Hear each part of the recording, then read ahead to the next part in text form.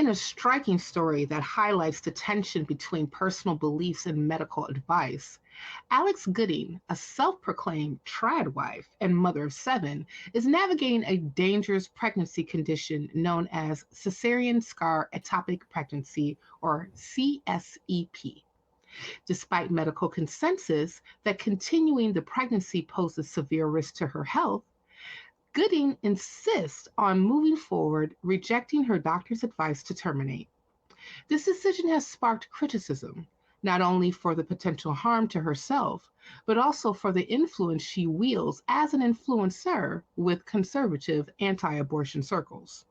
Her story raises critical questions about the impact of ideology on health decisions, the role of influencers in perpetuating harmful narratives, and the consequences for families left behind. At its heart, it's a cautionary tale about the life-threatening costs of prioritizing belief over evidence. This story is from the Friendly This story is from the Friendly Atheist, rather, by Hemant Mehta on October 28th, 2024. So, Eli, I'm coming to you again because why not? So how do we balance personal beliefs with medical advice, especially when those beliefs put others at risk, such as dependent children or family members? The thing is, I'm not sure that we're obligated to. The fact of the matter is that she's still allowed to make this choice, just as much as she should be allowed to make the choice to have the abortion, should that be what she wants to do. As long as she's an alert and oriented, conscious adult, she can make her own medical decisions. Now, unless she has an advance directive on file, then they're just going to take life-saving measures as soon as she goes unconscious anyway. But the fact of the matter is, your primary obligation is to make choices for your own well-being, because nobody else is going to prioritize your own well-being over theirs. Mm-hmm. So, at least in if you're thinking of purely like animalistic, evolutionary sort of primitive sort of context. So, I mean, yeah, I don't think necessarily that the need to balance those things is there. I think someone can take their personal beliefs and make their own medical choices for themselves based on that. I have an anecdote, if you all don't mind. I was speaking to one of my clients who is a serial smoker, who also deals with COPD and also asthma. Now, one of the things that I was speaking with them about when I was doing their assessment is them smoking. And of course, as a healthcare professional, I'm going to bring up, hey, you have these chronic conditions and they're exacerbated by your smoking. Maybe you should rethink, I don't know, smoking. And he implied and told me that, well, yeah, I know my doctor brings it up a lot. And I'm like, you think you want to listen to your doctor? Just saying. And, I know that you, as a person in my position, can only warn. At the end of the day, these people are adults, right? But it's one thing that my client is in his home making a adverse healthcare decision on his own that influences him and him alone. But when you're looking at Alex Gooding, who has, I don't even know how many followers she has. I believe is it over 1 million? I want to say it's over 1 million. I'm not sure. I didn't look. I'm not sure. I mean, only, and I may be overestimating, because like even I said, if it was 100,000, yeah, like, is that because of this whole thing, or is that something that happened before? Well, she's an influencer who is talking about her family. She's a mom of 7. She's a traditional housewife. Mm-hmm. She makes sure that, her husband comes home with his pipe and slippers, just like the Donna Reed show. So, and she is talking to, possibly thousands and thousands of people, and I would suspect like a majority of them being other women who, jive with her story, right? Yeah. But at the same time, I like to just preface that an ectopic pregnancy is never a viable pregnancy. If that particular pregnancy is not dealt with, the person who is pregnant can and most likely will die. So there is still this other portion of responsibility. And Jimmy, I would like for you to talk about that. Even though, like, yes, we know that she's an adult, she has the right to make her own decisions about how she's going to deal with her particular medical choices, but she's an influencer. What is the responsibility she has to the people that's actually listening to her, and what kind of things could happen if she goes through this? And it's another possibility that people who are able to get pregnant are listening to her and thinking that this is a good choice too. Mm-hmm. Yeah, so I think if she's going to go through with behavior like this, and she is going to kind of cast her life as an episode for these people to watch, that she needs to be honest and not cut out the parts that she doesn't want them to see. So, for example, when she goes and gets a second opinion, which I think she has a responsibility to go do, because she's not going to get advice in her holy book on how to handle this. That's something that we know, unless she wants to bring her vision back by rubbing dirt in her eyes. That's a story that I don't need to get into, but we know that God has no medical expertise. So if you disagree with your first doctor, certainly go to the second doctor. But I would almost bet that the doctor that she describes in her little episode here is not the kind of person that she makes him out to be. She says that the doctor was rude and refused to acknowledge her and only turned to her husband and said, you need to make sure that she terminates this embryo. I would guarantee that what really happened is that this person, she was so dismissive of this guy who dedicated his life to not only becoming an expert in his field, but saving other people's lives. And, in order to just suffice her religious leanings, her dogma that she's aligned herself with, she's kind of painted him to be the adversary in this story, when in fact she's really being the adversary for the people that look up to her, when she's not being honest with them about the medical advice that she's getting. Now, this is a lot of conjecture, but I'm not saying this because I don't know of other instances, or I don't know the kind of people I'm talking about.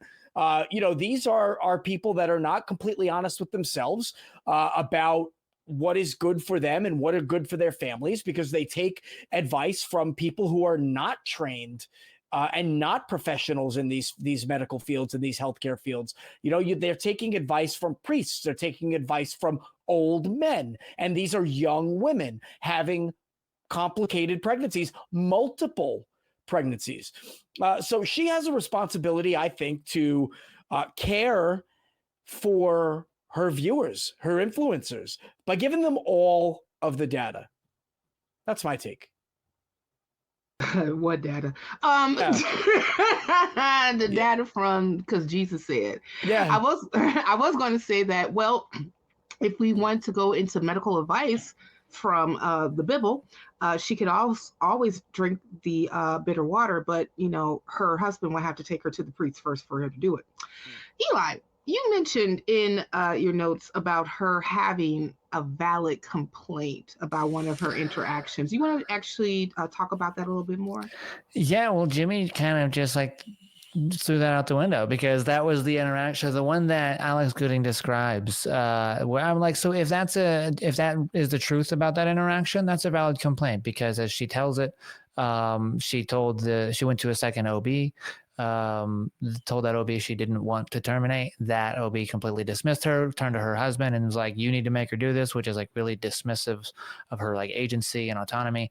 But I think it probably is pretty likely, as Jimmy said, that that's probably not how it went. It was probably something a lot more like him telling her the cold hard truth about what will happen if she doesn't terminate the pregnancy, and her not liking the way that he or she or they said that, and just kind of taking an issue with that and sort of inflating the story a little bit.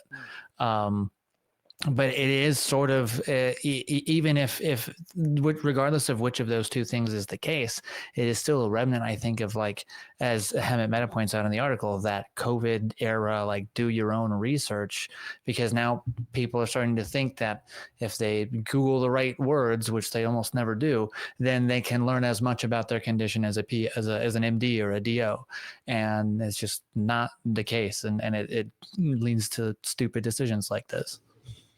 You know, just speaking on that, we are in an information age where, as you mentioned, that just about any topic that you want to learn more about is available at your fingertips. We have more information coming through our little cellular phones than any person ever had in a lifetime and the lifetimes previous to us. And there are reputable sites that actually talk about different conditions that people can have, manage, or even talk about saliently concerning the outcomes if those conditions are not cared for properly. And I'm thinking to myself, especially if we're talking about responsibility, going back to, you know, the first portion about the responsibility that she has to her the influencees. What about her children? Mm-hmm. What about the responsibility that she has to her children that she is with now? As you stated, Eli, I've had really, and you know, and I mean, like, I guess I can speak to this in personal experience that in the past I've had tough conversations with doctors. And some doctors, yes, have been dismissive of some of my concerns, and I don't, and giving some of the data that is concerned when it comes to Black people and and health, and also women and how they're treated when it comes to, you know, some doctors. It's not, I don't necessarily think it's a far-fetched idea to say that biases and issues when it comes to how, you know, healthcare professionals relate to these groups exist, right? But at the same time, I find it very difficult to believe, because like as I mentioned previously, ectopic pregnancies are never viable, and they can kill you if you don't take care of it right then and right there when, as soon as it's discovered. Um, I just wondering to myself, and Jimmy, if you can kind of like uh, fire off, because I think that you mentioned this a little bit more about the responsibility that she has to her children, her families, when it comes to the healthcare decisions that she makes that could possibly take her life. Like, what is her responsibility? And do you think that she's being irresponsible but not really taking some of these things seriously? I absolutely think she's being irresponsible. You know, HealthCSP, and I quoted in my show notes in preparation for tonight, made the point she should take her other kids into account. There is nothing brave about continuing this pregnancy. She is not a role model. And I do believe that to be the case. She's being incredibly irresponsible. First, she brags about having 7 children and having had 6, what I think she means miscarriages, by saying she has 7 children and 6 in heaven. This is somebody who has been constantly pregnant her entire life. She's probably put an incredible strain on her body, which is why she's in the position that she's in. And I think it's now time to start focusing on the children that are alive and keeping yourself alive, because you chose to bring them into this world, you know, and they didn't ask to be here. Right. And they are young and they need to navigate through life. And you, as their mother, who is so proudly proclaiming that as your primary role in life, to be a mother. I mean, for crying out loud, her Facebook name is Growing Goodings, right? Because her last name is Gooding. And all she does with her life is just grow goodings. Well, you're not going to do that if you purposely reject medical professionals' advice, doctors' advice, and end up killing yourself, unfortunately. You're not going to be able to be this person that you proclaim to be. So get off of your high horse, okay? Get off of this religious pedestal that you're putting yourself on, and recognize that you have a responsibility to kids. And what I would love to see, and I don't expect it anytime soon, is for her and women like her to recognize the way that religion has abused them and indoctrinated them into a position where they have one role in life. They have one role, and that is to be an incubator for their husbands, but also their husband's caretaker, and also not have a life of their own because they have given their life to everybody else. That's not the way it should be. And so that's kind of how I feel about that. She's certainly, in more ways than one, neglecting the children she already has. Yeah, I definitely have to say, as a person who has the ability to become pregnant, I was deeply disturbed by the story, and a bit offended, specifically by her. Well, you know what, Cynthia, yeah. I'm sorry. There's one thing that I want to, since you say that, please. So when she got the news that her pregnancy was not viable, the article's quoting her. She cried the entire ride home in the car. Matt was on a call with work, so he couldn't debrief with her. So you're getting terrible, life-threatening news and then crying the entire way home, and your husband is on the phone the whole time? Are you out of your mind? Have you not seen the sign that you are less significant in this structure that you're in? Something to think about. Well, the Bible definitely categorizes women as second, third, fourth, fifth class citizens. Let's just keep it 100, 1,000%. Women don't have agency. Women are property of their husbands. And when the husband dies, it will be up to the son, if he wants to take care of the mother. And then the mother will have to basically do what the son tells her to do. So, and this is the type of sensibilities that are taught in these particular churches that show this particular structure, right? That the husband is the head of the household, and the only one that he is actually subjugated to is God. And the woman is subjugated to her husband, and the children are subjugated to their parents. But as we've heard rhetoric not too long ago, just wait until your father gets home. Oh, wait until daddy gets home, because daddy is the one who's going to have the final say on how everything goes. And, and I would have to, quote VP Harris when she said that not every woman is trying to be humble. I have to say that. And what do we mean by what do I mean by that? I mean that there are a good number of us who notice that we have this thing called a brain that can learn things that we can use to do other things other than being somebody's mama, being somebody's wife, okay? And that we can actually contribute to society with our brains and actually build outside of family structures, okay? So that's one of the reasons why I was very offended by this particular story. And another reason is that the indoctrination of Alex Gooding is so deep, is so pervasive, to the point where she really feels that this is the hill that she literally is going to die on. And I think that, Eli, you talked a little bit about that in your notes about this stance that she's going to get is like going to be unrewarding. Can you talk a little bit more about that? Yeah, and you guys actually listening to the two of you cracked this wide open for me. I understand this on a whole new level now. So she has this idea that God has a plan, and no matter what happens, it's part of God's plan. So if she dies, she dies. She doesn't think she's taking a risk. She thinks she's trusting God, right?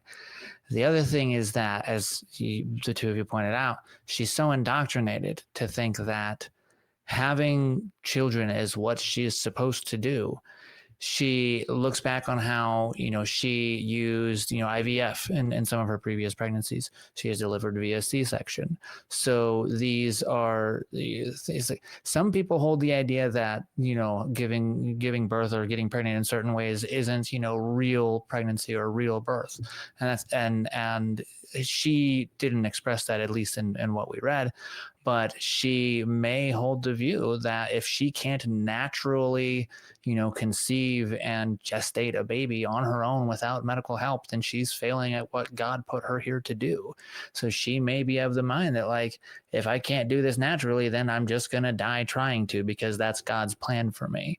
So I don't think she sees it as if she's like shirking a responsibility that she has. She thinks her utmost responsibility is to God. Yeah, I'm sure that she doesn't see it that way. And that was a really astute, very like eye-opening perspective that you just gave, Eli. My question is, if things are supposed to go to God, according to God's plan, well, then why did she take the IVF in the first place? And why did she trust the medical professionals in the first place? And what, now she doesn't trust the medical professionals? What a turn of events, and what an inconsistency. Yeah, that was wild. You know, I think this also speaks to the whole notion of cherry picking when it comes to your beliefs. And let me tell you something. For you guys that's out there that never been pregnant or shot a kid out your fallopian tubes, whether if you have it the wham bam thank you ma'am way, or if you have it through the IVF way, you gonna feel it regardless of how it's gonna come out, whether if you get IVF or not. It's a real pregnancy, let me tell you. You know, Cynthia, yeah, I have something I need to say. Okay, say it. So I want to talk about my wife for a second, because I did something horrible today. Okay. And since we're on the topic of women, and I want everybody to know that I love my wife very much, I forgot our 4th wedding anniversary, which is today. I did. It was horrible. It was horrible. I'm such a bad man. No, I'm not. I'm just kidding. Stop this recording right now, I'm going to say. So I told my wife that not only would I say happy anniversary, Deanna, and I love you, but you guys would say happy anniversary as well. Could you help me out? Happy anniversary, Deanna. You know what? Not only will I say it, Jimmy. And thank you for sharing Jimmy with us today. Yes, thank you for sharing Jimmy, Deanna. But, you know, I'm not only will I say it, I will sing it. Yes. Ooh. Yes, and I haven't said are you gonna do it? Yeah, I haven't said anything on this program for quite some time. So excuse me. me. Okay, very good. Happy anniversary, Deanna. Happy anniversary, Deanna. Wow. Happy anniversary, Deanna. I'm not going to mention Jimmy because he forgot. Happy anniversary to you. Oh, that was beautiful. That was beautiful. And she's going to love that. We're going to go out and celebrate. It's Wednesday. So, and, you know, we got a very important mission here. So she, of course, encouraged me to continue and do what we're doing. Amazing. But we're going to go celebrate this Saturday. And I came home with a dozen roses for her. And nice. I really felt like an idiot. But I love you, Deanna. And I hope you feel that I deserve you. Because I want to. Nice. Well, you know, if you don't want to feel like an idiot, like Jimmy, click here for more nonprofits.